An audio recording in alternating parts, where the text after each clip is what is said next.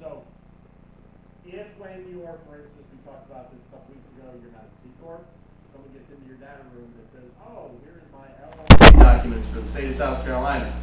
They may not say to you, oh, we're not going to invest in you because you're not a C Corp. They just go, well, it's a pass. You may never even get that discussion. So, bylaws and operating agreements. Okay, this is very important to have in there as per the lawsuit that I'm currently going through with my ex-co-founder. Okay, make sure you have an operating agreement. You talked about how you have a great operating agreement with your team. Awesome. If I had that, I'd be $30,000 richer because of my legal. Well, you never know. I'm sure there's loopholes and everything. Yeah. Well, I mean, it's one of those things where just because, and I caution everybody in this. If you say I don't need an operating agreement and I don't need an agreement between me and my co-founder because we've been friends or they're family, I want you to take the mentality of almost endow in the reverse. Because they are friends and they are family, you need to have an operating agreement, okay? Friends and family, okay, are going to assume things. They're going to think, you're going to think, they're thinking in your best interest, you're going to think that you're thinking in their best interest. Not the case, okay? You know, everybody's got their own story, but it's one of those things where, for myself, in, you know, going through, you know, child custody battles, you sit there and you go, okay, was I drunk through this whole 10 years of this relationship? It's like a prenup. You don't want it to end, but when things start to get ugly, you'll be glad that you have it. And I have an old saying, it's one of the Blakeisms of the world, all things end badly or they wouldn't end, okay? So, you know, I don't care. So you want to almost apply the inverse thought process. The better relationship you have with the person, the more detailed that operating agreement needs to be, okay? Because if you don't need it, fine. What's the pressure release? I mean, Right. like I can have the hardest conversation of our entire company's history, and it's a lot easier knowing that there's operations in place to not be worried about, oh, they should up and leave, and I don't have the IP assigned because that weird document didn't get. You know, it's just peace of mind. Right. And it's also foundational, which means that as the company grows, as things change, you have a point of which to change and do things with the operator. Okay? If you don't have a foundation to go off of, then you're just literally kind of like drifting in the wind, so to speak. So, anybody have any questions on that? All right. Any shareholders agreements? Okay. Board minutes and consents. Board minutes are very important. Whether you're having, it's just you and your co-founder and you sit down once a month or once a quarter and go, hey, we're going to agree to do this, this is where things are going, so on and so forth. It shows anybody who's going to be involved in your company, whether it be a partner, an investor, someone that's joining you, that you guys are organized, that you plan, and then you try to execute the plan, okay? If you don't have that, there's no historical way for anybody to see how you work, okay? Cap table. How many people have a cap table written up? How many people don't know what a cap table is? Okay. How many people don't know how to create one, how to put it together? Capital. Okay. William, you want to talk about cap tables real quick? I was just going to say, I mean, it's most people have heard of it, they know what a cap table is, but it's more common that people don't know how you create it or how you properly structure a cap table. A cap table is just a spreadsheet. A spreadsheet of your investors that keeps track of how much money they put in and hopefully how much shares they are owed or have been issued.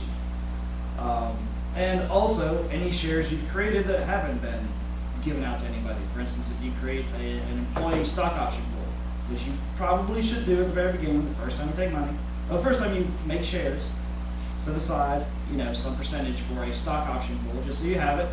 If you never use it, you can sell it later.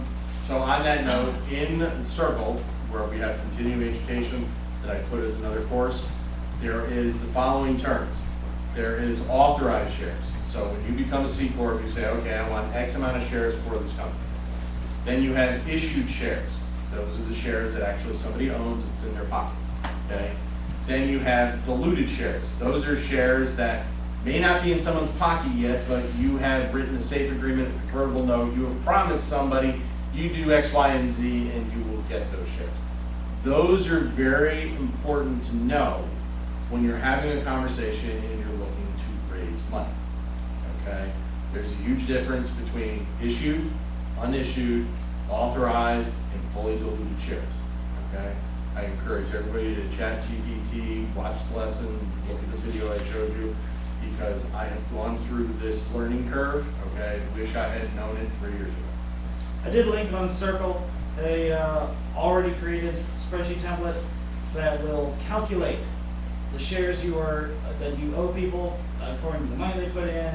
It automatically does all the calculations for you. It does the dilution, does everything. And you can create one that does that. You can find other templates, but I did list one on Circle that you guys can use that just automatically does it. And then here's my sales pitch for continuing with the Launchpad Ignite program. As you go forward and you're looking to raise money and do stuff, having somebody like William, for lack of a better term, negotiate on your behalf, okay? Some people will take advantage of your ignorance, okay? And it's always nice to have somebody that you don't have to pay $600 an hour to be able to say, hey, is this a good deal, a bad deal, so on and so forth. Because, you know, as somebody who has something of value, that's always going to sit in the back of your mind, okay? The term sheets will be a whole another 12-week class. Yep. If you Yep. just do that. So And- before we move on from that, one of the questions, Man away. one of the questions I had on that was once we do have in an LLC case, a percentage applied. For example, if I were to fund, a separate checking account with $5,000 for runway, is that, my understanding is that has tax implications for things like valuation or whatever. Technically, your company is now worth $5,000 more than it was yesterday. But in terms of any sort of, and I know you guys are, well, technically not an accountant. I'm not a practicing accountant, let's put it that way. But that, I should not be worried about basically having any sort of inverse effect on tax implications for like flow through and everything like that, outside of just obviously the money owed component of it. Right, I mean, the only thing from a tax perspective that you're ever really gonna deal with is inflows of money from an outside source, Yeah, and then outflow, and then the difference between. just the retainer. Right, yep, Okay. yep. Perfect. And then finally, in your corporate documents, you should have anything that reflects ownership, convertible notes, safe, warrants, anything that, okay, who owns this company, what is the outstanding makeup of who's got any aspect. All right, next folder you should have, financial information. Okay, historical financial statements, current financial statements, projections and forecasts. Okay. My note on projection and forecast. Weeks ago, we talked about everybody making a pro forma statement, okay? Anything outside of the first 2 years is taking the magic 8 ball and looking at it and going, not now, okay? Now, that's not saying that you shouldn't try to attain and build towards working a 5-year plan, okay? But understand, there isn't a person in the world that's gonna hold your feet to the fire on your 5-year projection. 1, 2 years, yes, okay? And you should be looking to hit those benchmarks and make those things happen, okay? If you've got a 1-year projection, you should have activities and everything that you're looking to hit those milestones. In you evolving your company, okay, it's not so much whether or not you hit those milestones in that first year, it's that you had a plan, you worked a plan, and based on the results of that plan, you're able to make another plan. In the Army, we joke around, anything in the military, the best plan in the world survives the first 30 seconds of contact. As Mike Tyson once said famously, everybody's got a plan until someone punches you in the mouth. Okay? Same exact thing. Okay? Thing is you've got a plan, you work the plan, something happens, you deviate. All right, any type of key accounting policies, list of debts, loans, any type of liabilities, and then your tax filings, okay? Nothing is gonna submarine you more when someone wants to buy you in 5 or 10 years and go, yeah, we haven't filed taxes. That's fine. Okay, so. Chris back there, give So real quick, just to sum it up super simply, think about your data room as the way you prove all that stuff you said in your pitch deck wasn't just made up junk. That's the way you want to think about it. Your data room is the proof that all that stuff in your pitch deck, all that stuff you said to investors wasn't just made up. If you quote 30% month-on-month growth, you're going to have to back that up with some documentation in your data room. The investors will get excited about that when they hear you say it, but you got to back it up with something, right? That's a big part of what your data room is for. It's proof that you are you and who you say you are. You created a company. You own the URLs you say you do, and that the things you have said are at least close to true. All right, next file. I think Chris wanted to Oh. say something. Those. Did you have something that you wanted to add, sir? Sure, I mean, thanks. On the topic of paying your taxes, I'm a lawyer. I was representing a company. It was a sale well over 9 figures. They made a deal to a big public company. They hadn't talked to their accountant about which states they had to file taxes in. And so on these big calls with, big name law firm on the other side, public traded company buyer, they're a compliance team, probably 20 people on the screen on Zoom. And the head of compliance said, so you're a Delaware corporation, but you sell stuff all over the US. So why do you file taxes in like Illinois, California? That's where your sales are. And the accountant said, they hadn't talked to their accountant yet about it. The accountant said, oh, I don't know. Oh my God. The deal fell apart. So always talk to your accountant about taxes and stuff. You're exactly right, everything you're saying. Yep. Thanks. Thank you, sir. And then, okay, legal and compliance, okay? I say this because I made this mistake with ADP early on with tax type. All your contracts and everything need to be sitting in your government. So if I'm, like William said, I got a pitch deck and I'm like, hey, Traction, we got a contract with this person, a partnership, a strategic partner with, say, Clemson or this university, so on and so forth. Either have in your data room in that, legal and compliance area, contracts, LOIs, so on and so forth, so that someone takes a look at it and goes, oh, okay, great.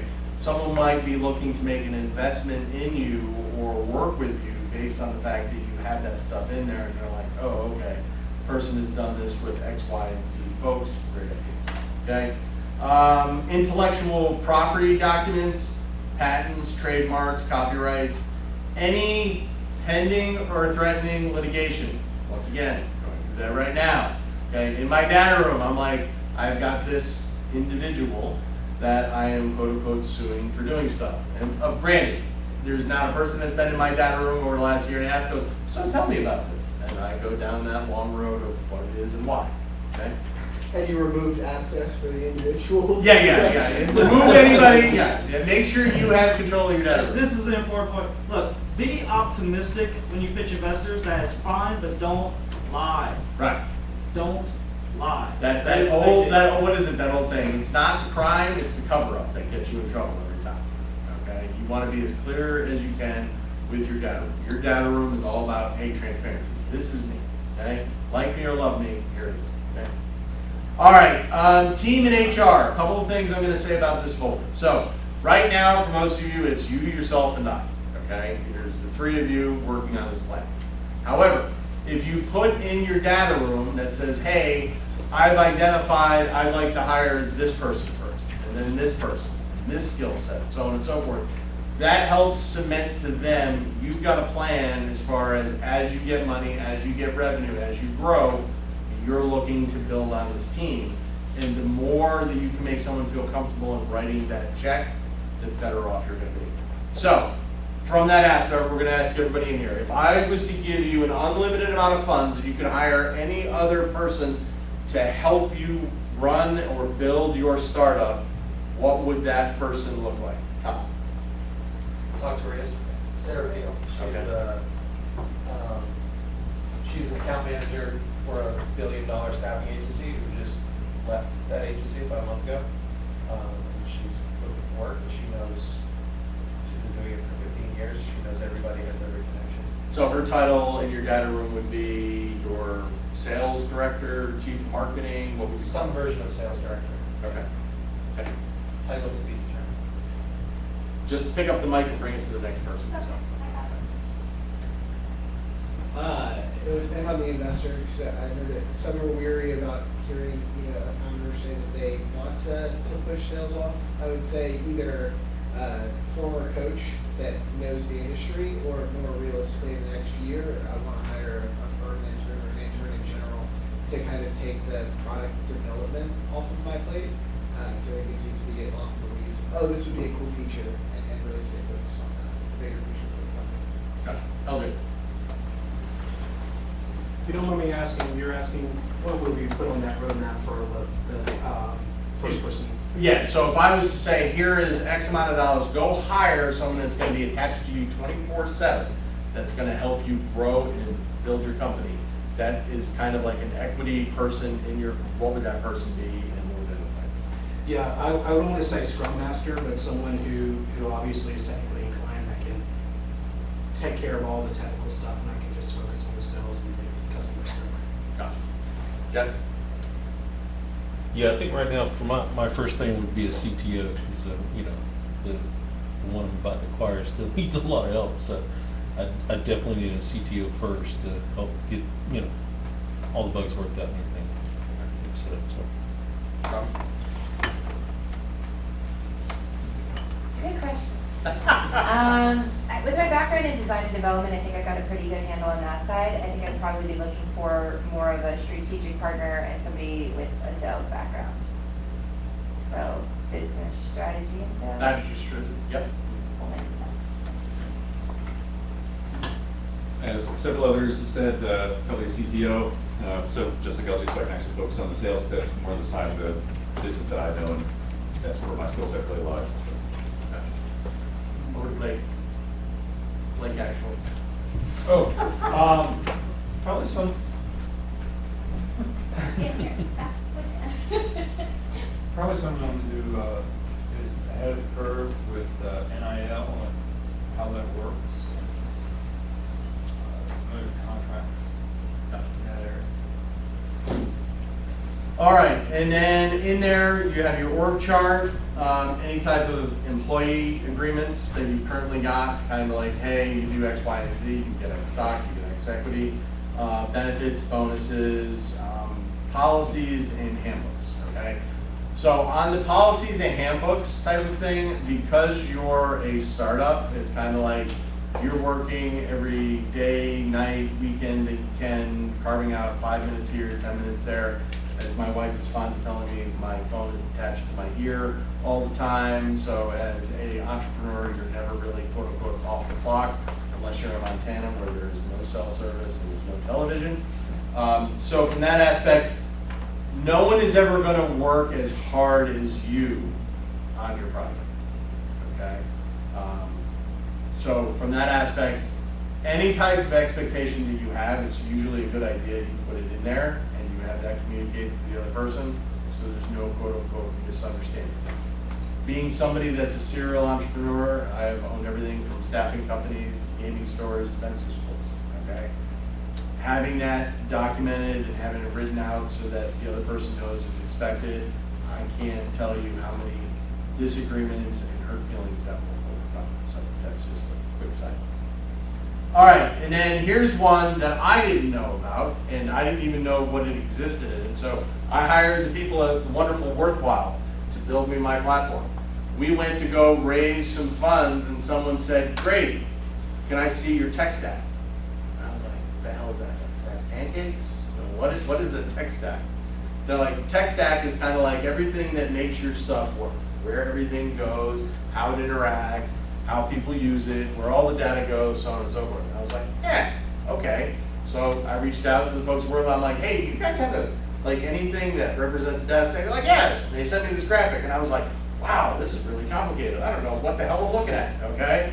But, you having a visual representation to be able to show somebody what your tech stack looks like is important. And from the aspect of what your tech stack is, it's everything from, hey, how do I get customers, whether it be Facebook, Google, your CRMs, to all of the magic of what your stuff does and how it does it, all the way out to customer satisfaction and customer complaints and everything on the other end.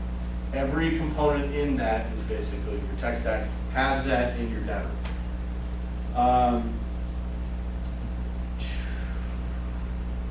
IP. In that, it's very important that you show and be able to represent you own your IP.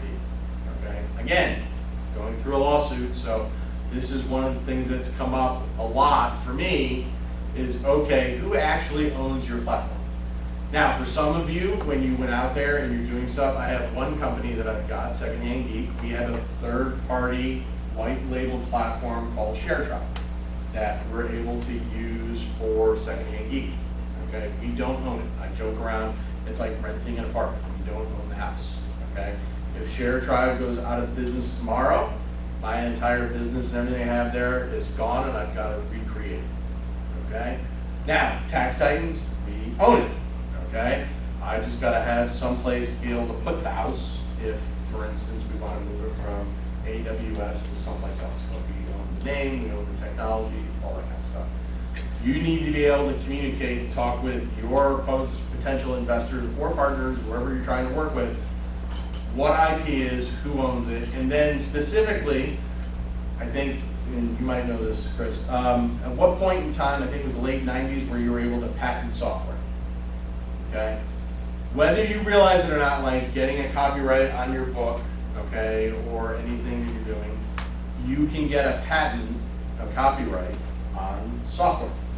Okay, now, and I'm probably going to screw this up, but if you can add to this, then by all means. You have to show that your technical solution for your patent is unique. Okay, you're not just taking a manual task and automating it. That's not enough for a patent. Okay, it has to be defensible as far as, okay, there's nobody else that's currently doing the same thing. And there's a third component that I'm missing that it'll come to me. But basically, there's 3 different things that the patent office looks It for. has to be useful, right? Isn't Yeah, it it's relevant? useful, unique, and defensible, I think are the 3 things.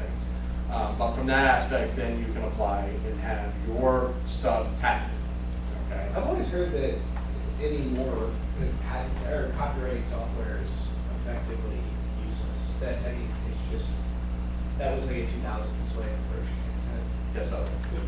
I would say that it's not exactly patenting the software, but patenting the process that you have, that you're doing with the software.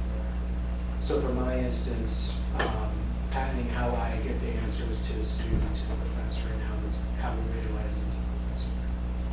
So it's not the code, it's the process. Chris, do you have anything you want to add? No? I agree with you. So there is a good patent attorney here that actually lives in Greenville. His name is Doug Kim. So if anybody has got any questions about patenting their website, their software stuff, or whatever, reach out to me and I can connect you to Doug Kim. So yes. I do have a question on specifically, and we can talk about this after if it's too niche, but we're all tech enabled in some way or another. What are you using to host? Because I'm seeing a lot more like SaaS tools come Mhm. out. Are you using any of those SaaS tools to kind of keep yours more like a licensing agreement, stuff like that? Or are you just kind of waiting to hosting it and doing more authentication-based access control? Okay, you just went right over my head with a bunch of those questions you just asked. I mean, for us, we're in the aspect of the SaaS application for replay coaching, okay? We're just hosting it on a regular, AWS server for all the stuff. And then the video component is hosted on, I think it's called Roxy. Am I correct? Woohoo! And then AWS for everything on Tax Titans. Okay. So, But you don't use any sort of like SaaSify? or- Nope. not yet, so. Alrighty, and then funding, okay? That's kind of the last folder that you've got. I'm sorry, back up. Marketing and business, your pitch deck, okay? Your one-pager. We talked about one-pagers last week. Customer list, okay? So there's been a few articles about people who go to a investor who says that they're interested in investing in your company. They get access to your data room, and what they're looking to do is they've already got an investment in somebody that does something like what you do. Okay? Then it's a question of, are they really interested in investing in me, or are they just looking to take my information and then pass it off to somebody that they've already got an investment from? Hey, make you aware this is what's going on. William, doesn't that kill the credibility of the industry? Okay, so it depends. Sort of. There will be some founders who will be like, yeah, if this guy invested in me, he'll go out and, you know, destroy all my competitors and bring me a competitive advantage and so on and so forth. But he doesn't know for sure if he's the first person getting invested in that particular industry. LPs, from what I understand, don't usually care. They don't even know that it happened. And LPs are who, if you're talking about venture capital firms, that's who they are primarily concerned with, is what LPs care about. And I mean, it's one of those things that doesn't it's not going to be like on the front page of TechCrunch that somebody did that. You know what I mean? It's one of those things that you only hear like through the founder if you live in Silicon Valley and stuff like that. It doesn't make like, you know, national news. It makes national news when the founder commits fraud. But when the VC does something like this, which is not technically fraud, yes. I mean, it's not great. But like I said, it's not going to be something everybody knows about. Everyone forgets about it in 5 or 10 years on. I remember, like, I mean, the GP who's in charge of that fund, he's going to be probably retired in 10 to 15 years by the time the fund even closes.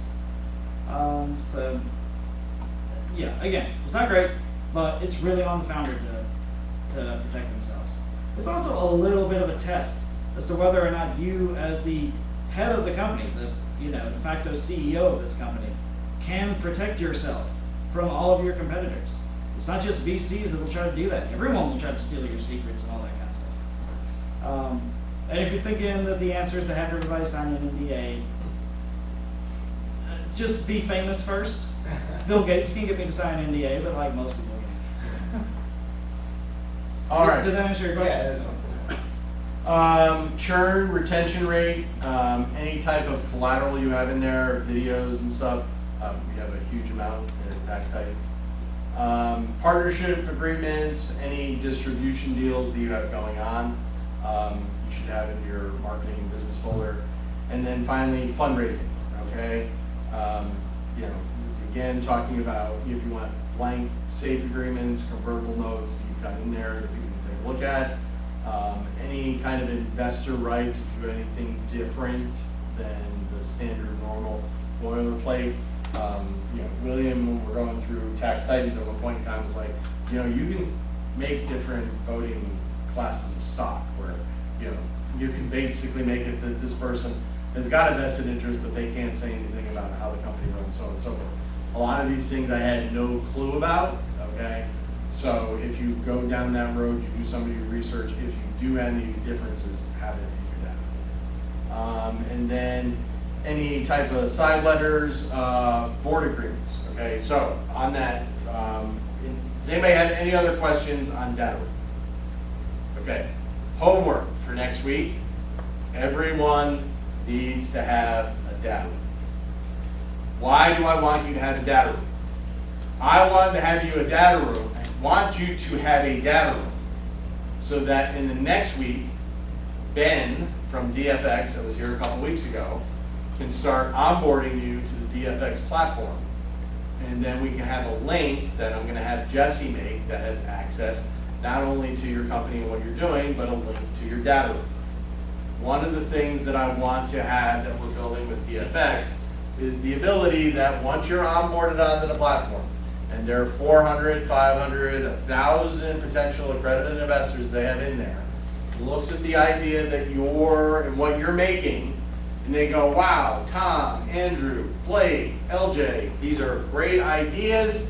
I want to know more about your company. You get an email notification. So-and-so is interested in looking at your company and your data room.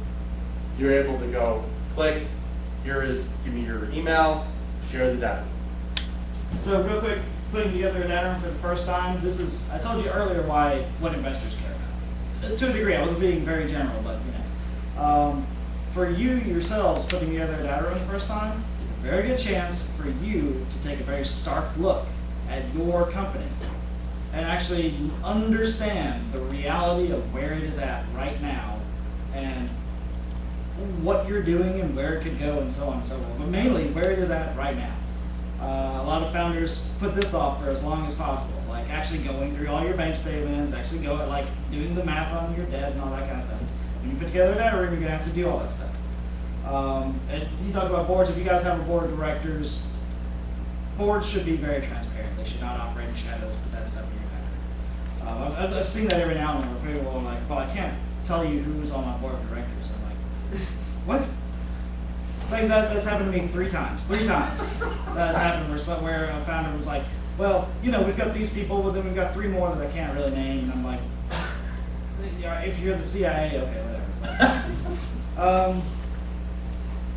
Anyway, this is, like I said, this is a good chance for you to actually take a stark look at your company. And another one of those sort of tests that this gives is it shows investors that you know how to organize a business and that you, the founders, know what's going on inside your company.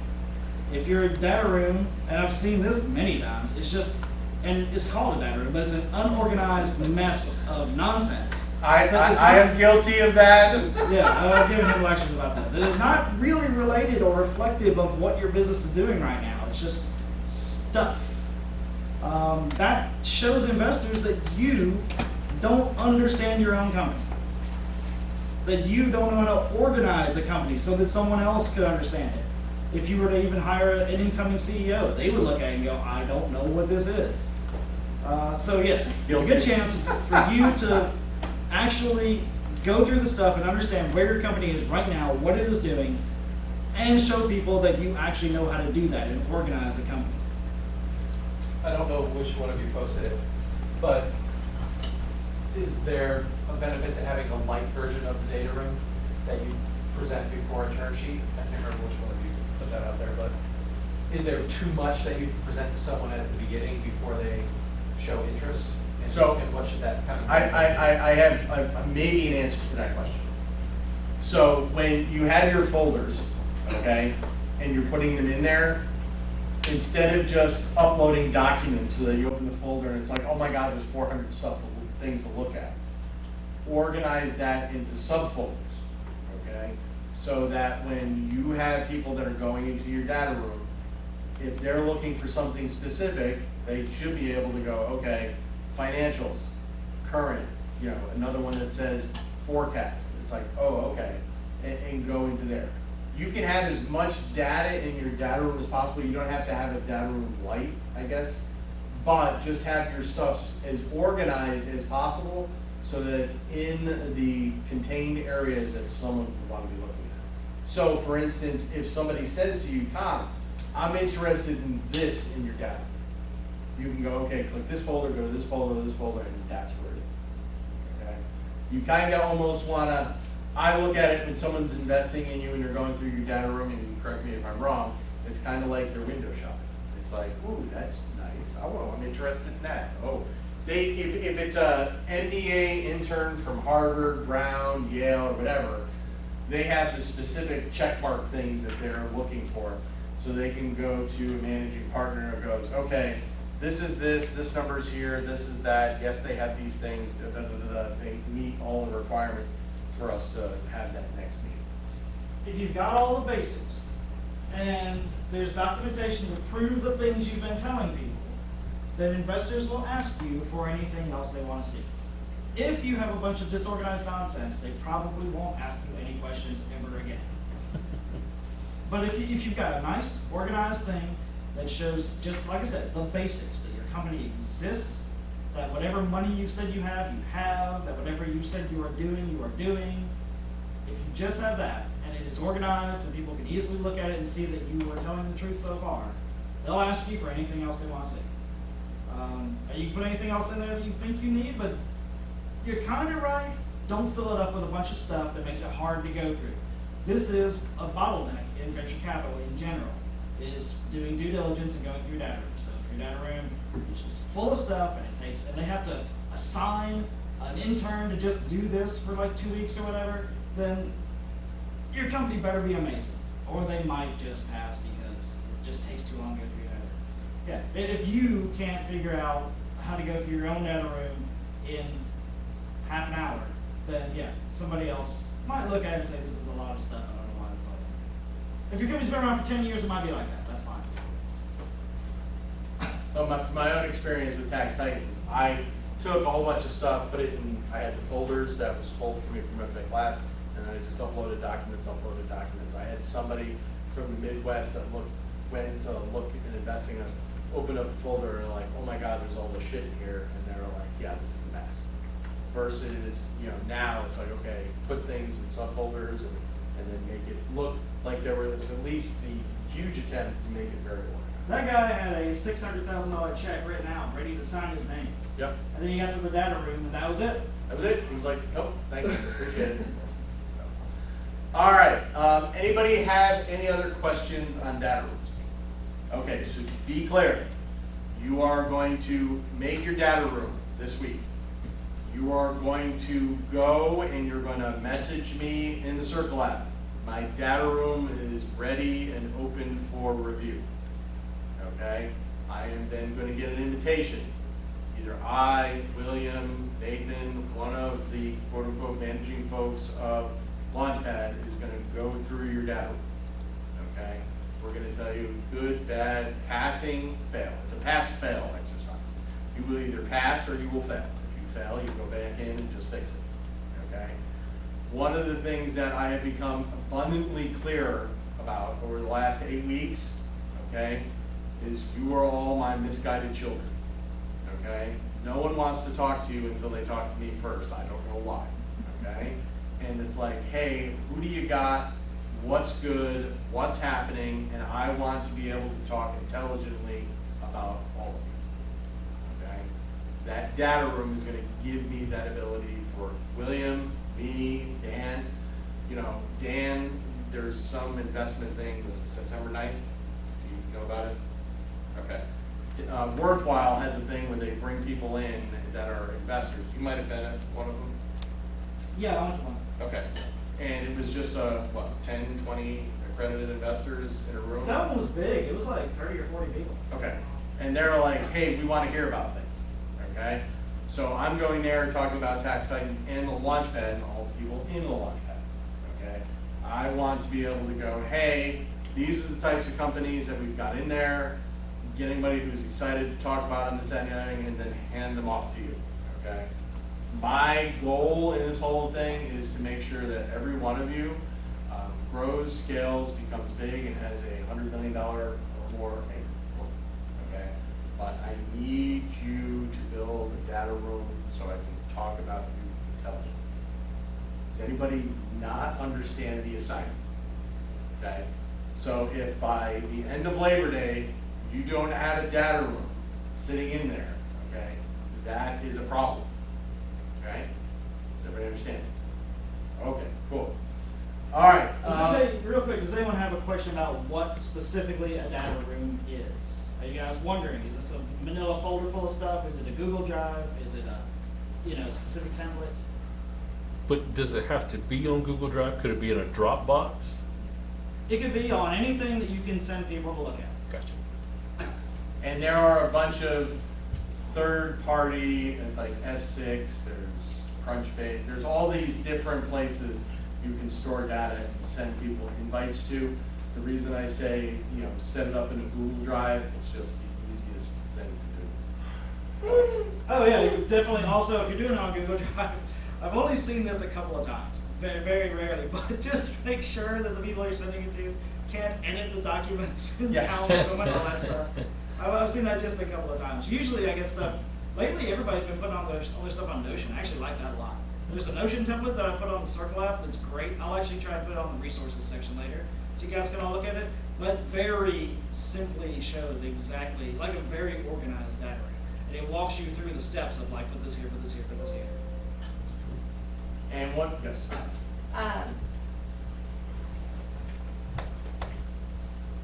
So when setting this up, like, I wouldn't have everything in there, right? Like, I don't have board minutes, but should you still set up the structure for everything you should have, even if you don't have things Yes. to put in those folders yet, and just leave them empty? yep. Okay.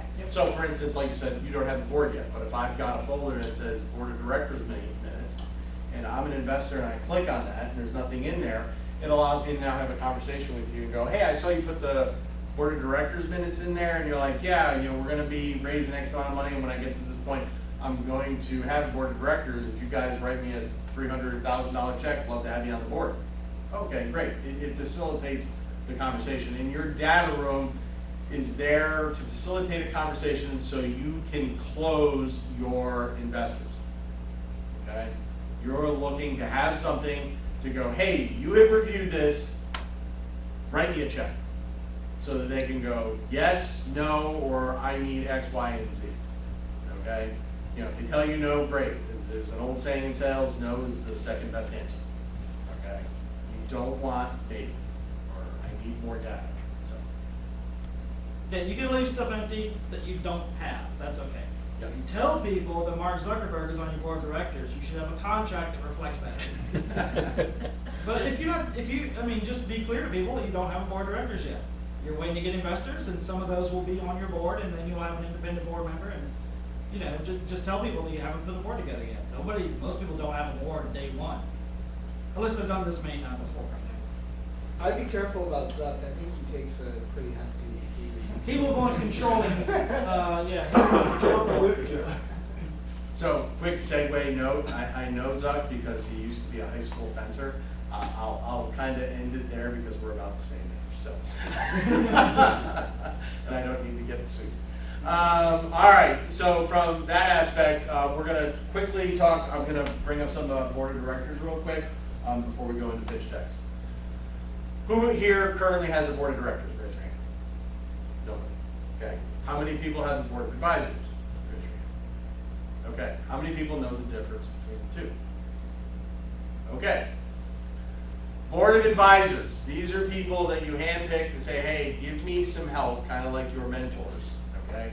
And they kind of guide you because they have some vested interest, some reason for knowing what you're doing and helping you get from point A to point B, C, so on and so forth. A board of directors are people who are literally in charge of your company that represent the stockholders of your C Corp. Now, if you're the person and you're the only stockholder, your board of directors represent you, okay? If you have other people that you've issued the stock to, okay, and whether it be employees, so on and so forth, that board of directors represents all of them, okay? Your board of directors should not be more than 9, 10, 11 people. Your board of directors should be no less than, say, 3. Any type of number of seats that you make in your board of directors should be an odd number, okay? For obvious reasons for votes, okay? Some board of directors are paid, some are voluntary, some get cash, some get equity, and then your board of directors also usually have a term of how long they serve on that board. Anything you want to add to that? And if you've got a bunch of investors and they all want to be on the board and stuff like that, you can give people what's called an observer seat, where they are allowed to sit on board meetings, they're allowed to talk, all that kind of stuff. It's just that when you come to a vote on something, they don't vote. And usually you would actually ask them to leave the board meeting, but you don't have to do that if you don't want. You know, it's your early company, it's a small board and stuff. But what he said is pretty much right. 3 to 9 people is a good number. If you are looking at the board and you've got 40 people, they better all be big fundraisers. That would be the only reason to have a big board. Charities do that a lot, you know, stuff like that. Yeah, Okay. number. So on board seats, this is some recommendations that I've got from other people, how you should make up your board. You should have one board seat that is made up and is representative of people who have made investments in your company. You should have one board seat that's representative of all the employees and everybody that actually works in your company, okay? Then your other board seats should be people who can raise money, make things happen in your industry, so on and so forth. So you as the founder, okay, should have a seat on your board, okay? Whether or not you're the executive chair of your board or you're just one vote out of many, that's kind of up to you, okay? Usually anybody that is your lead investor, someone's writing a big check, they're going to ask to be on your board. But what you don't want to do is have everybody on your board, someone that's written a check to invest in your company. Why? Okay? The reason you don't want to do that is you don't want to put people on your board that have given you money who literally have their own selfish interests as to why they have written you a check. All fighting amongst each other about how this company is run because, for lack of a better term, they are not the founders, okay? So my advice to you, take it for what you're paying for, which is zero, is that whoever your largest investors are, they get a board seat. So that the guy who gave you a check for $400,000 has a vote, but the guy who gave you $2,000 doesn't have the same vote. Now that guy who's written that check for $400,000, you can kind of look like he's representing all of the people who have contributed and built or invested in this company. As far as people who are industry like powerhouses, who's who in your industry, so on and so forth, one of the reasons to have them on your board is it adds credibility to what you're doing if you're in an industry where that's important. So me in accounting, I have a gentleman that's kind of a who's who in the accounting world, so that when I make a presentation to a partner, invest, so on and so forth, people look at me and go, well, you're not a CPA and you've never worked in public accounting a day in your life. Yes, however, one of the guys on my board, Phil Whitman, is a CPA, is the top M&A guy for all large accounting firms in the United States. So like, oh, okay, he gives me that legitimacy, so to speak. Okay. Does anybody have any questions on boards or board advisors? Okay. Real quick, Brad Feld wrote an amazing book about how to run a startup board. If you are forming your board and you got any questions about this, honestly, if Brad Feld wrote a book, just buy it. It's going to be a worthwhile investment. But he wrote an amazing book on startup boards that is extremely helpful for this kind of stuff. Especially if you think you're going to be forming a board that doesn't have anyone who's ever been on a board of directors before.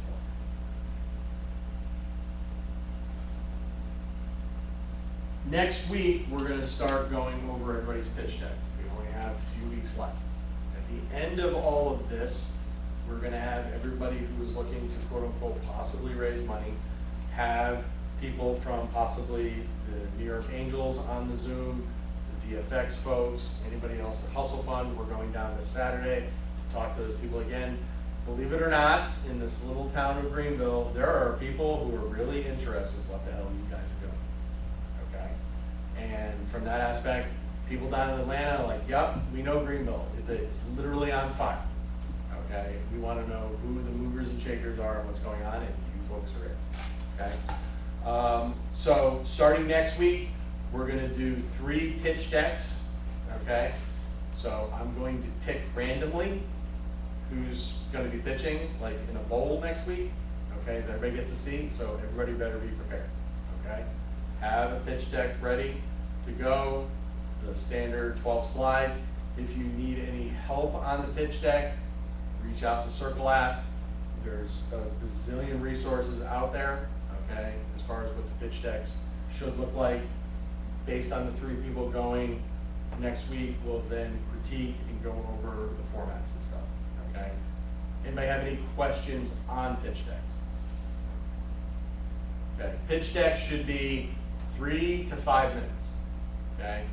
All the pitch deck is to get you a follow-up one-on-one meeting with people. If you're doing pitch decks, it'll be usually to an audience, then generates a follow-up. Yes? Actually, quick question.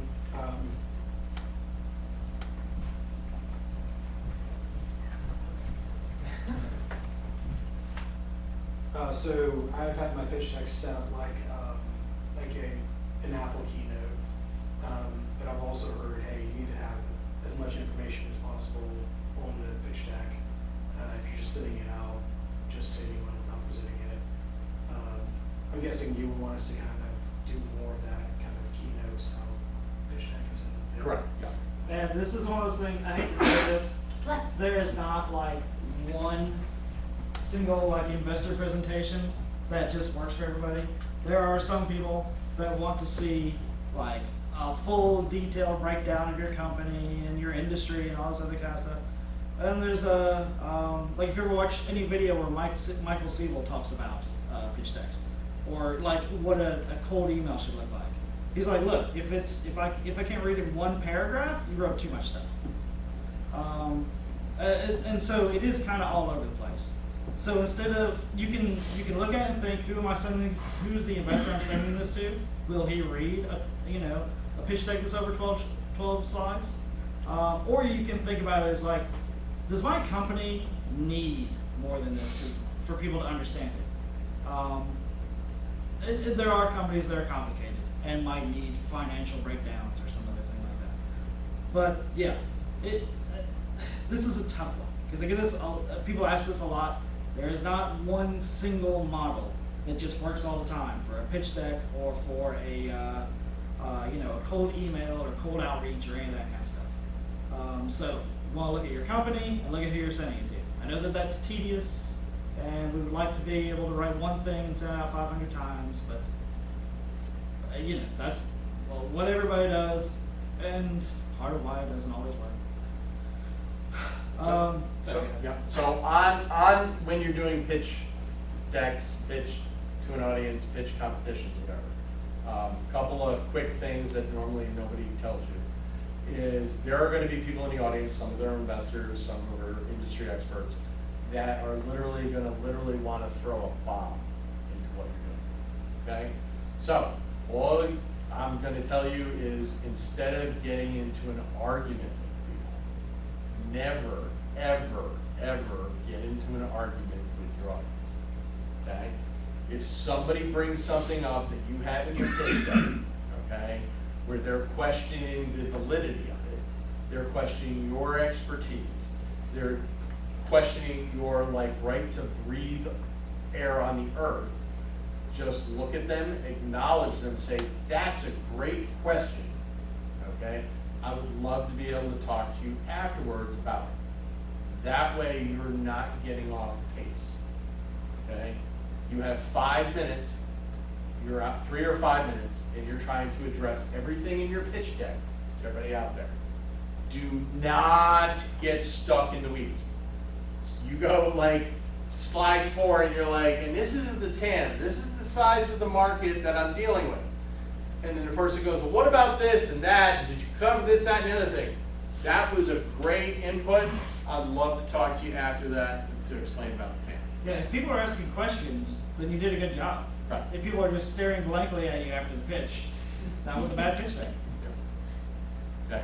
So just one of the things I want to let you guys know, because I have watched a whole lot of people, they all babies are ugly, they say, okay? That pitch deck is, your paint job on your company.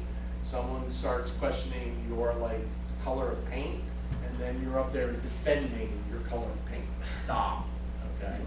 They want to know that you're willing to engage them. They want to know that you're polite. They don't want to know that you're just 100% only defending your hill that you're going to die on. That makes sense. 2 quick tips. One is if you are just staring at a blank page and going, how do I make a pitch deck? Just download the Airbnb pitch deck, honestly. Just look up the Airbnb pitch deck, download it, and look at how they explain their company. That is a very complicated company, but they explained it very succinctly and very simply, and everybody can look at it and understand it. Also, you can just get an editable version of that pitch deck and fill in your information. Just remove the Airbnb logos. Sorry, I was saying. Okay, all right. So we have a question on quote unquote the last week in quote unquote graduation, so to speak. We have any preference on either doing it Thursday evening or Friday evening? Thoughts? What week is that? I know I should know. It's September. Do you know what I'm sorry, We're talking about Is that 3 weeks from now? hang on one second. My calendar. Our last class is the 23rd. right, so. I am meeting with VentureX today, so I should, I was asking if Thursday or Friday was a better option. we have nothing on either Thursday or Friday. Who would like to have it on Thursday evening? Raise your hand. Friday evening, raise your hand. Okay, so. I will do my best Okay, we'll do to. So we're looking at possibly having it at Flywheel. We're trying to work with Peter Marsh so that we can parlay people who go through this program to then go into the Future X program, which you're now part of, correct? All right, so Andrew is now part of the Future X program, so everybody give up. I'm not quite sure what that entails. If I could just add really quickly, if anybody is struggling because they don't like to talk and give their pitch, and trust me when I say there will come a point where you'll be giving it probably in your dreams. If you need someone to pitch to, hit me up. I'm happy to listen, give feedback, so just let me know. Oh yeah, that was my other tip. Run your pitch and your pitch deck by your mentors. Everybody's got mentors. And borrow Andrew's mentor, Sambav. I have seen him be brutal on pitches. Like he judges a lot of pitch competitions. But yeah, run your stuff by your mentors first. That'll give you a very good idea of whether it's too long, not enough. You'll ask you questions. They'll tell you they don't understand this slide. They'll say that graph looks like BS. You know, that kind of stuff. All right, that's the hour. Again, between now and next week, data room, data room, data room. Next week, we're gonna be doing pitch decks. So we need a full pitch deck. You need a full pitch deck that if I said, hey, I got somebody that wants you to do a 3 or 5 minute pitch, I'm putting you on a plane, you're going to San Francisco, you know, I got 9 people in the room that are willing to write you a check for $1 million, you're like, yes, sir, your bag's full, where's my money? So, all right, does anybody have any questions for me? All right, see you guys in the circle out.